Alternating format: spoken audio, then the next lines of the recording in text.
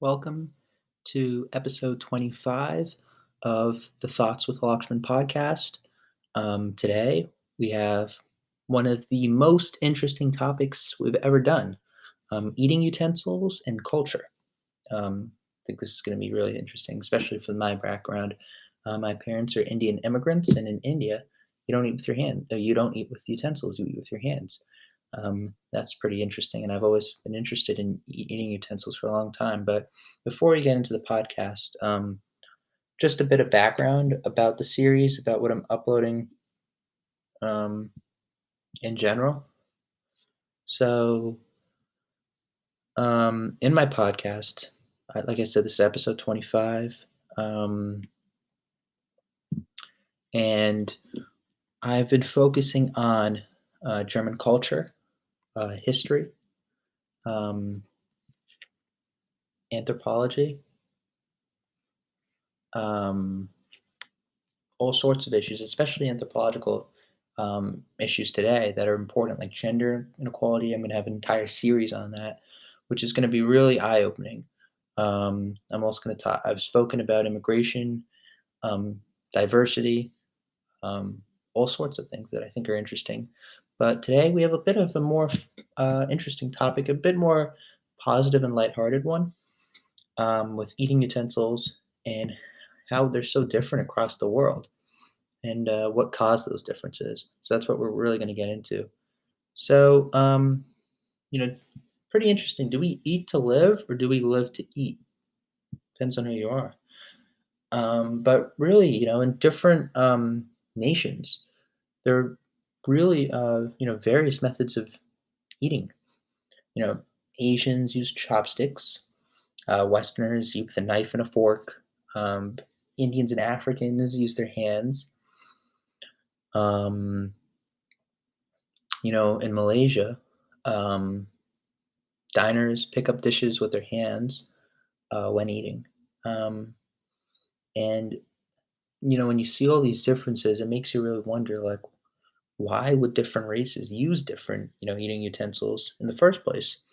And what are, the cultural factors behind this? By hand, this is the Aboriginal method of eating.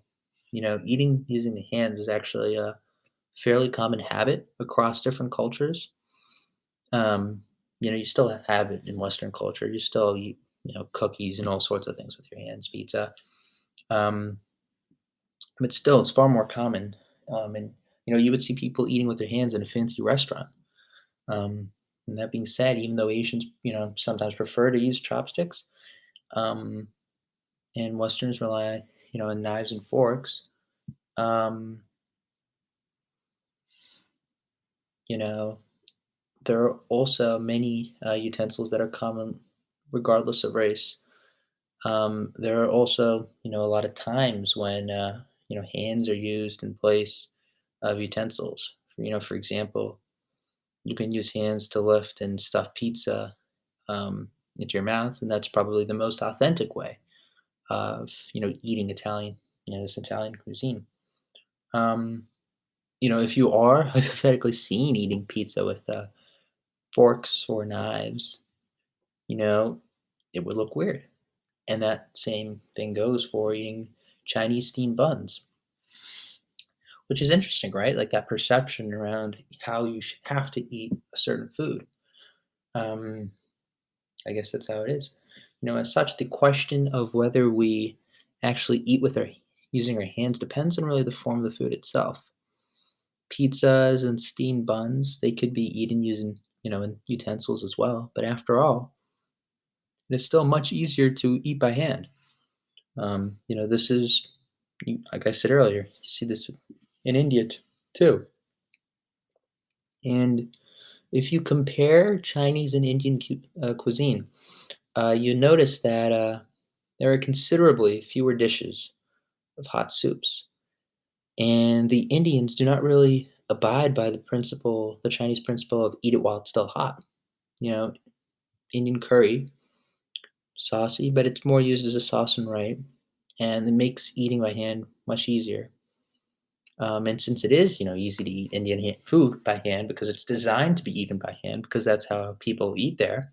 Most people just don't use utensils, and that's why there's also a big culture shock when they might be experienced a new, different culture sometimes where you eat differently.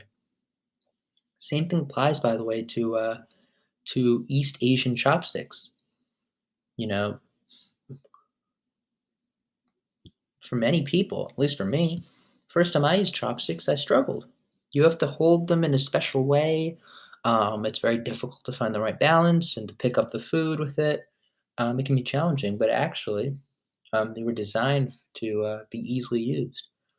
The Chinese have used chopsticks for thousands of years, going back in their civilization, and going back to the Shang Dynasty.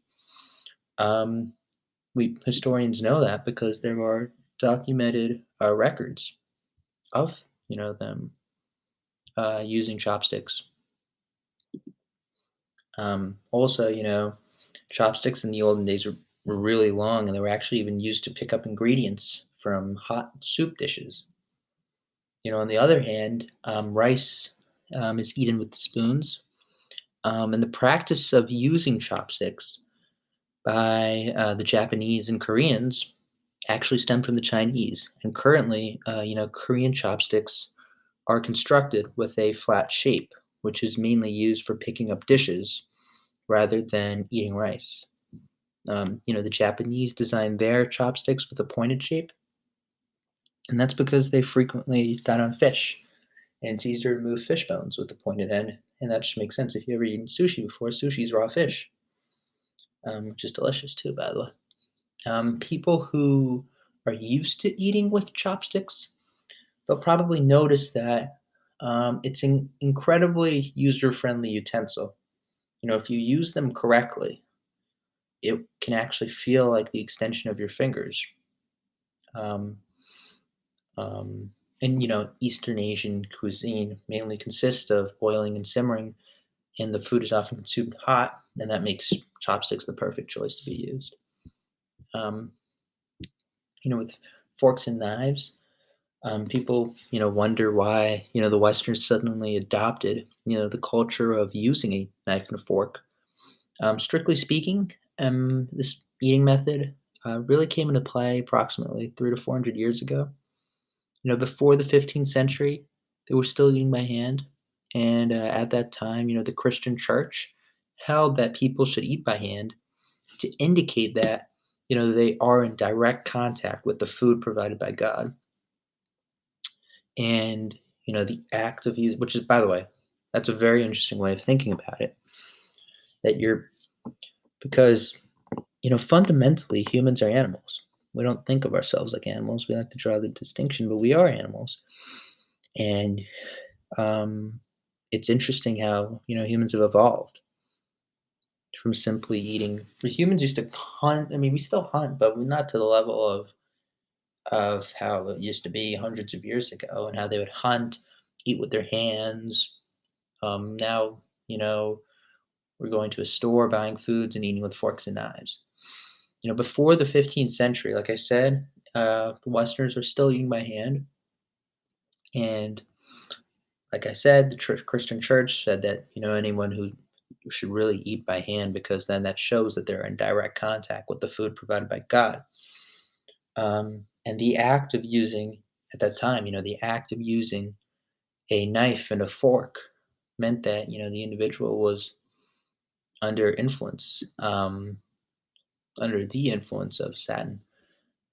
This trend continued until the 16th century, where the higher echelons of Europe started using forks and knives when they were eating, and it was considered almost a show of status and wealth.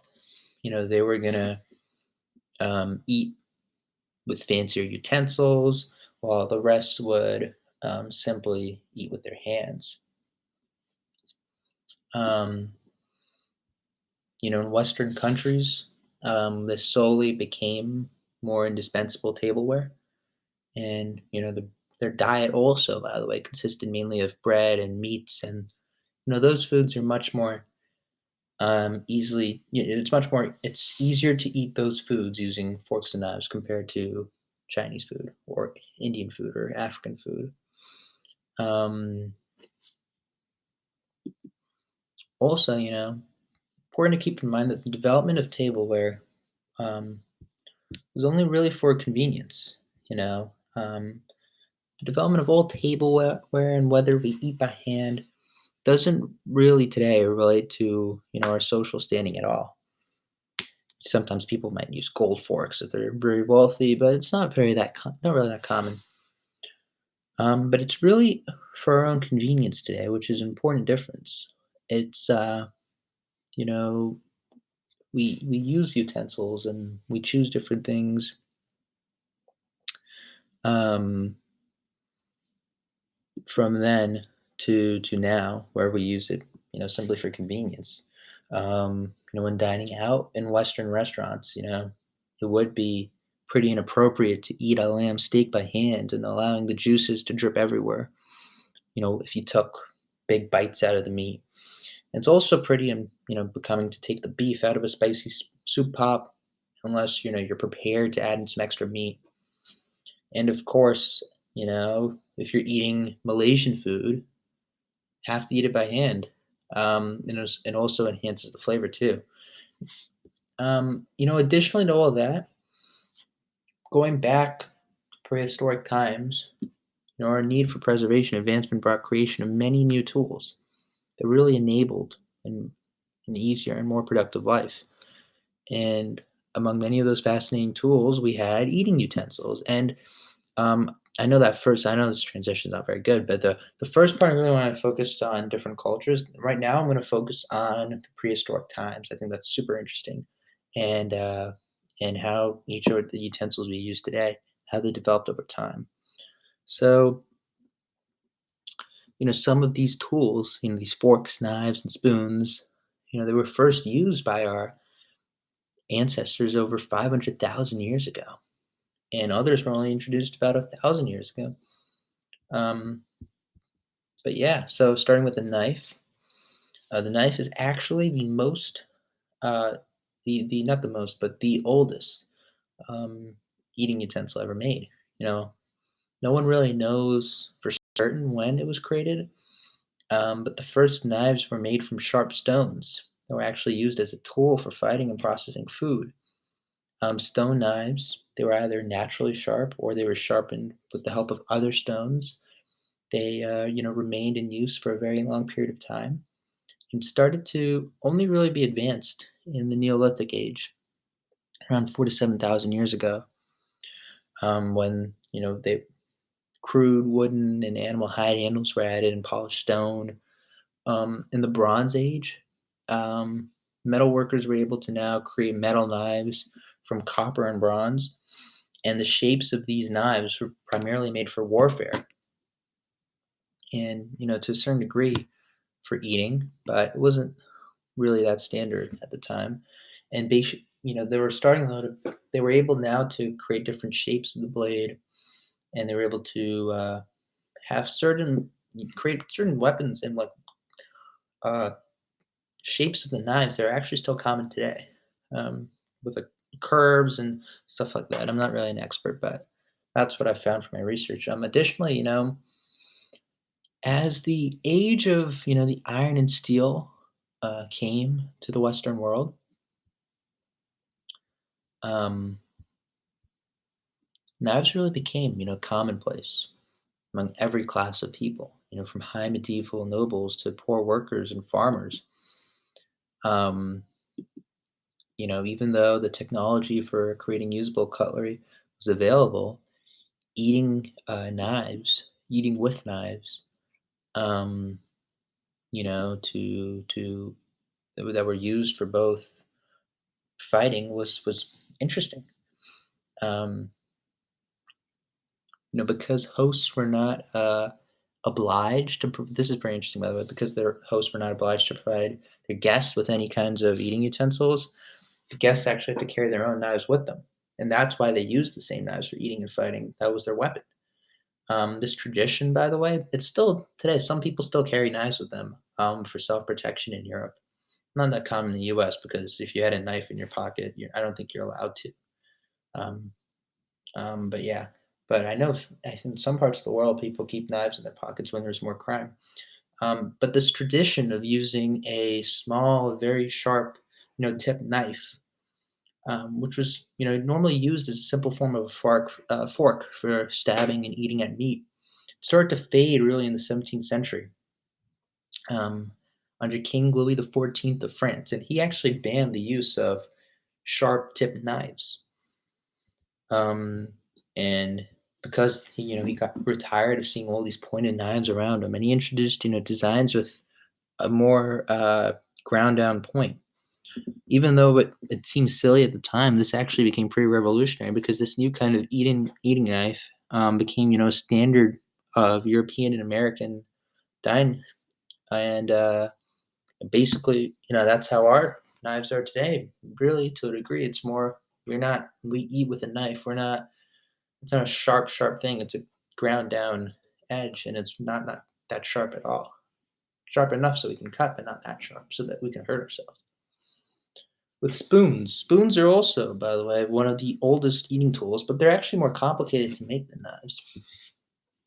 They were still made a very long time ago. You know, warm liquids cannot be, easily consumed using bare hands. And so, our Paleolithic ancestors frequently had to use, simple bowl-shaped designs that sometimes look very much like a modern spoon.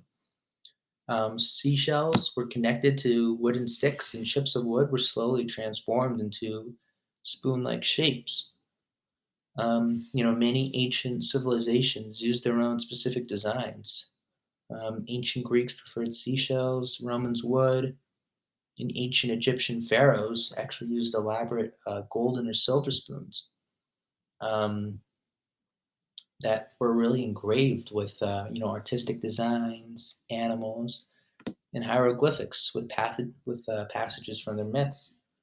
With the arrival of the Middle Ages in Europe, wooden and metal spoons really became commonplace, and since then they've become an integral part of modern, eating utensils. And the modern word for spoon, by the way, came from the Anglo-Saxon word spoon, which means a chip of wood. Um, Now I'm transitioning away from that, and we're also going to look at a few unique types of utensils that you probably not really know. Like, for example, the super spork. The super spork, I said that right. It's a spoon fork combination, and it's actually found today in high school cafeterias. And it's almost like a Swiss Army knife of tableware. Had a spoon at one end and a fork at the other, and you could also use the fork as a knife sometimes because it with the bottom of it. And it really turns out that the spork is actually a new invention because the fork is relatively new. You know, although the first forks were used in ancient Egypt, Greece, and Rome, the uh, the instruments were really used as cooking tools at the time. It wasn't until actually fairly last 1,000 years that a smaller version was used for eating by wealthy families in the Middle East. On the other hand, spoons have been used as eating utensils since the Paleolithic times. Um, the ancient word for spoon actually suggests which materials were used in different areas. So in Greek and Latin, the words are derived from cochlea, which means a spiral shell. The Anglo-Saxon word spawn means a chip of wood, and by the Middle Ages, royal and other wealthy people used spoons made from precious metals, and in the 14th century, they became more commonly used, and spoons are made affordable to the general population. Knives have also been used, not only for eating tools, but also as tools and weapons. Since prehistoric times, because of their violent use, um, like I said earlier, King Louis, he was the one who, and even though King Louis XIV, by the way, if you study European history, is actually a horrible king, but this was a positive thing. Um, but going back to the fork, you know, in 1004, the Greek niece of the Byzantine emperor, I think that's what you pronounce it as, used a golden fork at her wedding feast in Venice.